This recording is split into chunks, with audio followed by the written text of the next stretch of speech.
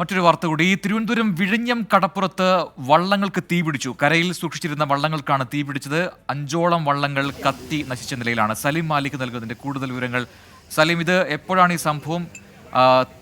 തീപിടിച്ചത് എങ്ങനെയാണെന്നുള്ള കാര്യത്തിൽ എന്തെങ്കിലും വ്യക്തതയുണ്ടോ? തീയിട്ടതാകാനുള്ള സാധ്യത എത്രമാത്രമുണ്ട്? ഇന്ന് വൈകുന്നേരം 4:30 കൂടിയാണ് ഈ വിഴിഞ്ഞത്തെ കടപ്പുറത്ത് ഈ കരയിൽ കയറ്റി വെച്ചിരുന്ന വള്ളങ്ങൾക്ക് തീപിടിച്ചത്. ഇത് എങ്ങനെയാണ് എന്നുള്ള കാര്യത്തിൽ ഒരു വ്യക്തതയില്ല. അവിടെയുള്ള ആളുകൾ പറയുന്നത് പ്രദേശത്ത് നാടോടി സ്ത്രീകൾ പാചകം ചെയ്യാറുണ്ടായിരുന്നു.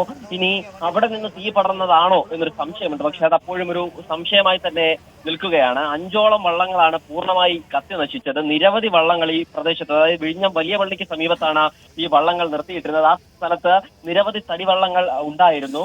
കാര്യമായ ഫയർഫോഴ്സിന്റെ, പൂവാറിൽ നിന്നെത്തിയ ഫയർഫോഴ്സിന്റെ കാര്യമായ ഇടപെടൽ മൂലമാണ് ഒരു വലിയ തീപിടുത്തം ഒഴിവായത്. സാധാരണഗതിയിൽ അവിടെ നിന്നും വളരെ വേഗത്തിൽ തീ പടർന്നാൽ അവിടെയുള്ള വള്ളങ്ങൾ മുഴുവൻ കത്തി നശിക്കുകയും ആളപായം ഉൾപ്പെടെ സംഭവിക്കാൻ സാധ്യതയുള്ളതായിരുന്നു. പക്ഷേ സമയോചിതമായ ഇടപെടൽ വലിയ രീതിയിലുള്ള ഒരു അപകടം ഒഴിവാക്കിയിട്ടുണ്ട്. എന്തായാലും അതുമായി ബന്ധപ്പെട്ട് നമുക്ക് കുറച്ച് ദൃശ്യങ്ങൾ ലഭിച്ചിട്ടുണ്ട്.